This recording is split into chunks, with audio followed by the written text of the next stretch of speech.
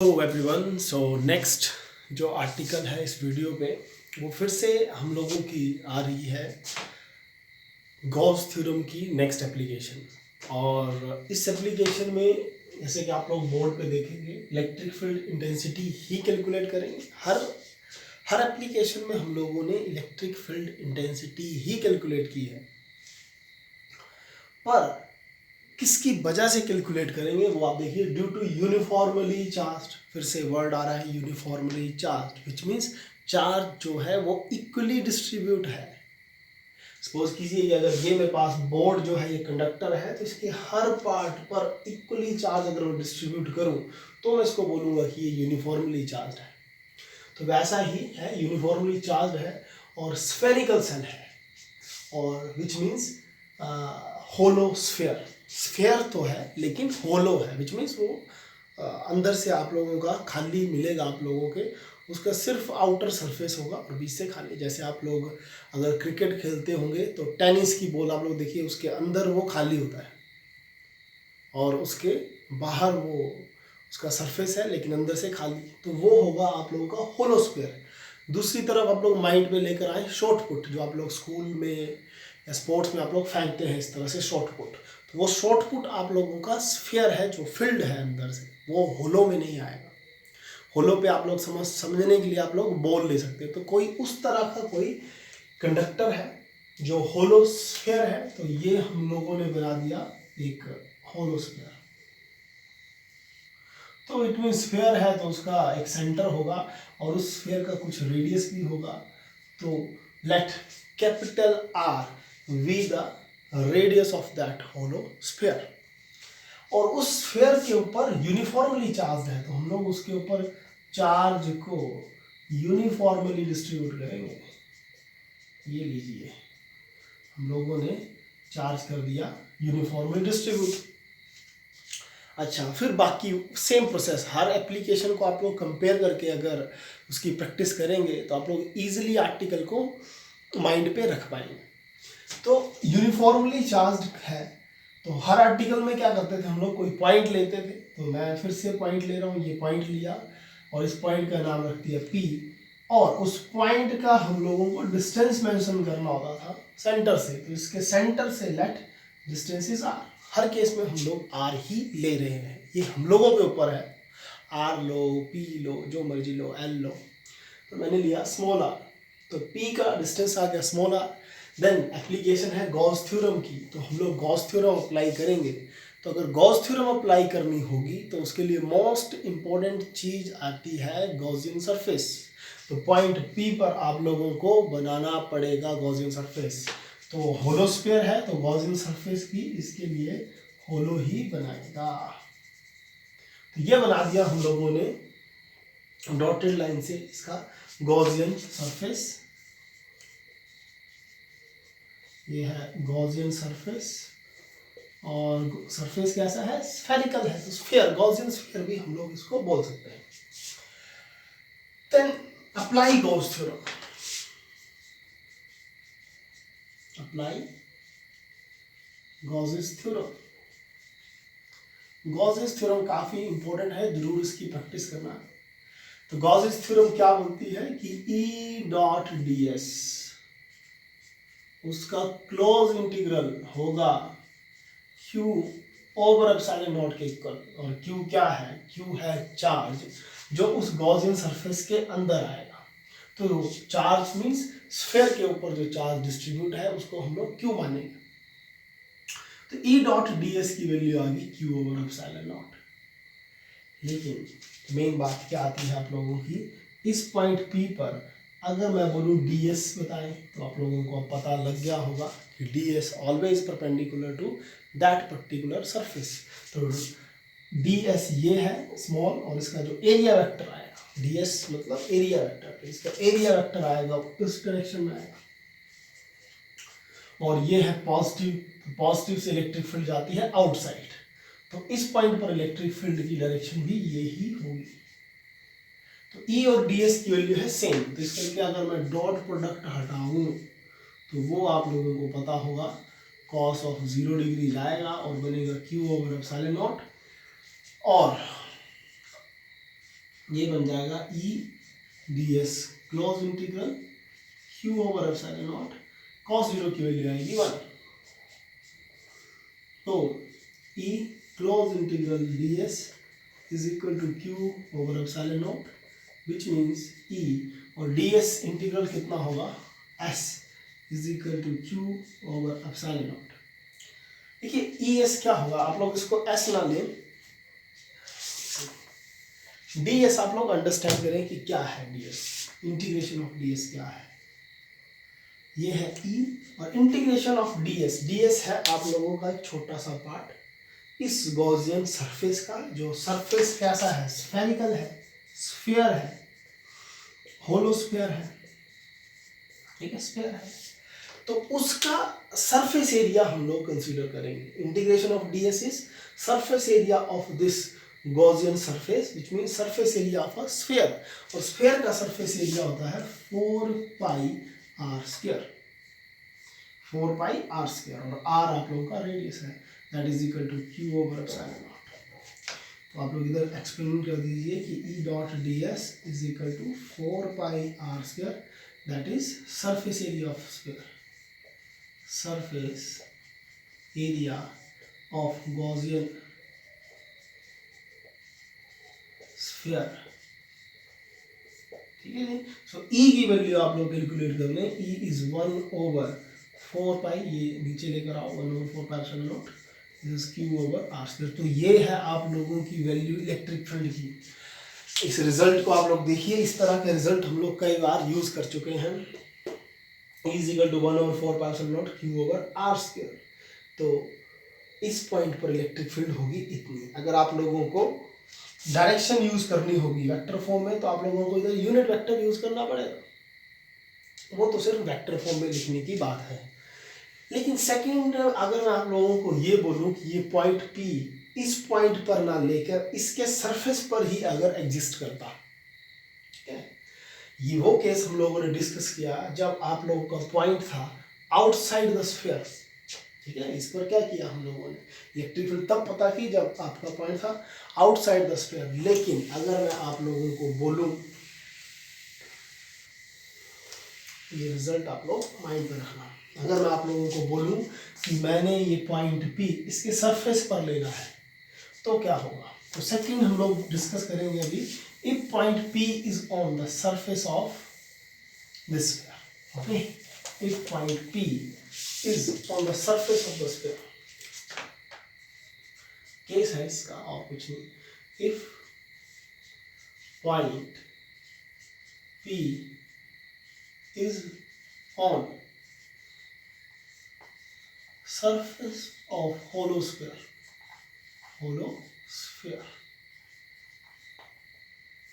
ठीक है, is on the surface of hollow sphere। तो ये इस पॉइंट पर अगर हो तो आप लोगों को पता है कि सिर्फ रिजल्ट तो सेम वैसा ही रहेगा क्योंकि गॉसियन सरफेस इसी पे आएगा, लेकिन रिजल्ट पर सिर्फ आर की वैल्यू चेंज हुई, क्योंकि पिछले केस में था स्मॉल आर, इस बार बन गया वो कैपिटल आर के इक्वल, तो रिजल्ट बन गया 1 over 4 pi epsilon naught Q over R square. एक तो ये रिजल्ट बन गया। अगर इसी रिजल्ट पे थोड़ा सा हम लोग और अगर काम करें तो किस तरह से रिजल्ट आप लोगों को मिलेगा, अगर आप लोगों को याद हो सिग्मा जो था सरफेस चार्ज डेंसिटी, सरफेस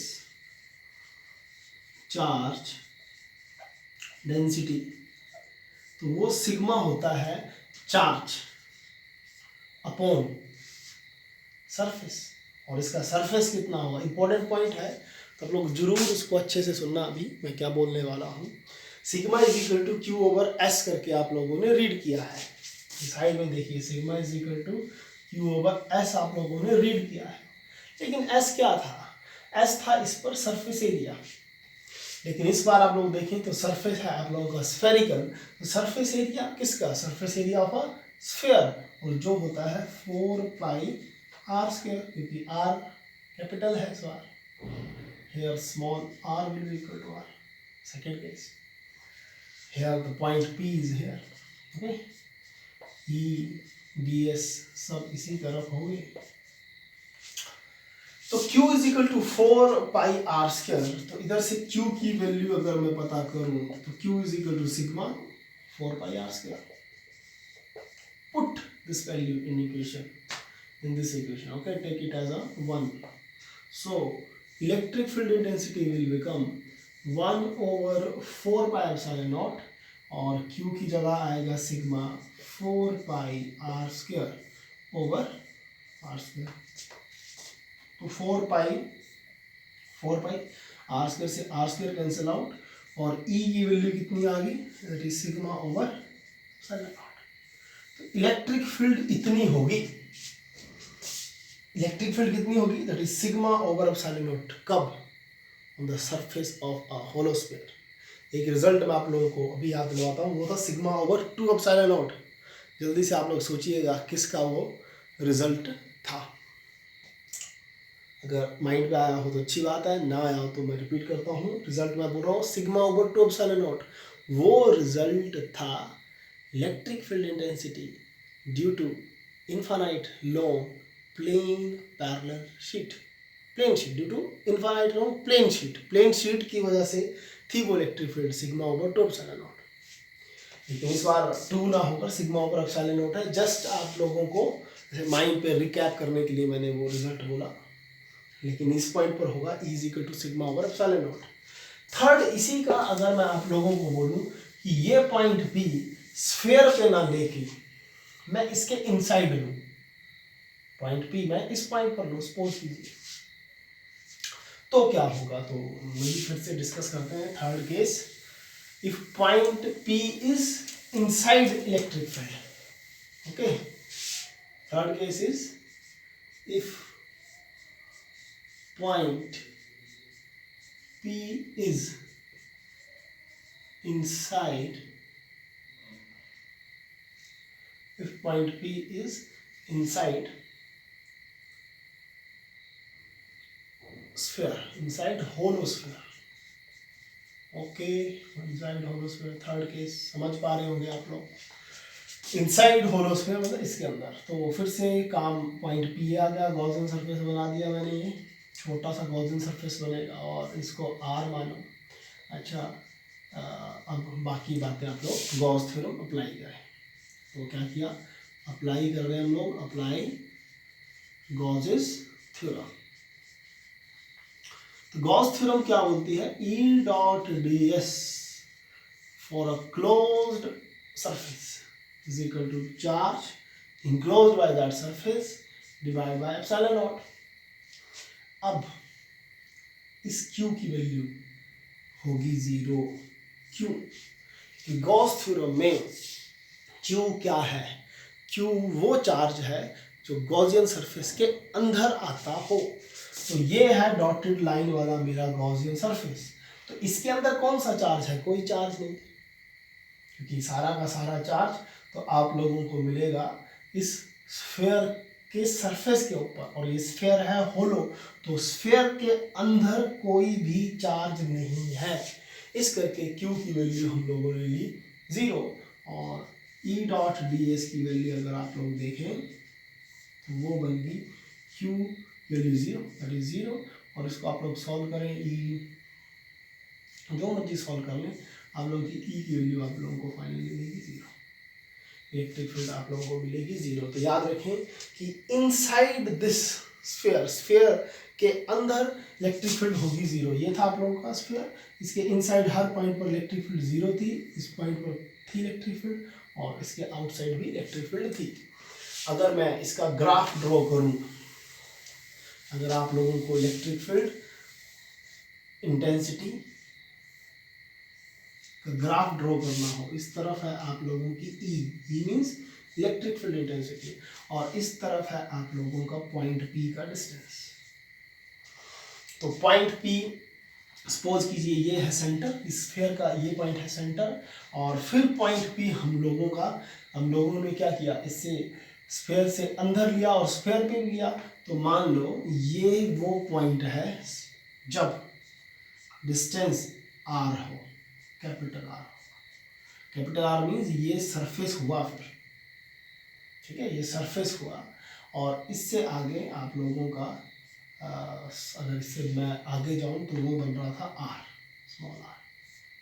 ठीक है, तो इसको इस तरह से मेंशन करता हूं। इधर आप लोग लिखिए इस पॉइंट पर that is capital R is equal to small R.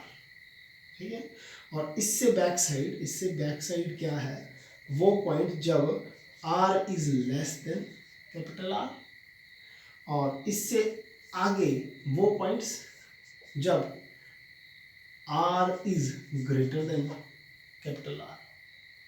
ठीक है, और थोड़ा सा अगर आप लोग इलेक्ट्रिक फील्ड इंटेंसिटी का देखें, तो अब देखिए जब आप लोगों का सेंटर पर था तो इलेक्ट्रिक फील्ड थी 0, फिर सेंटर से लेकर आर पॉइंट तक इलेक्ट्रिक फील्ड रही 0 ही, आर पॉइंट से थोड़ा सा पीछे, लेकिन आर पर जैसे ही आया तो इलेक्ट्रिक फील्ड का रिजल्ट आप लोगों को माइंड पे याद करें 1/4πε0 Q/r² था। कब?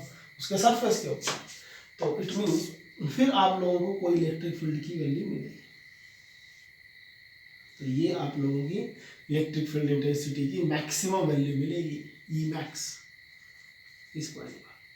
लेकिन फिर क्या हुआ रिजल्ट, फिर जैसे ही इससे आउट जाएंगे तो ये कैपिटल आर से स्मॉल आर में होगा।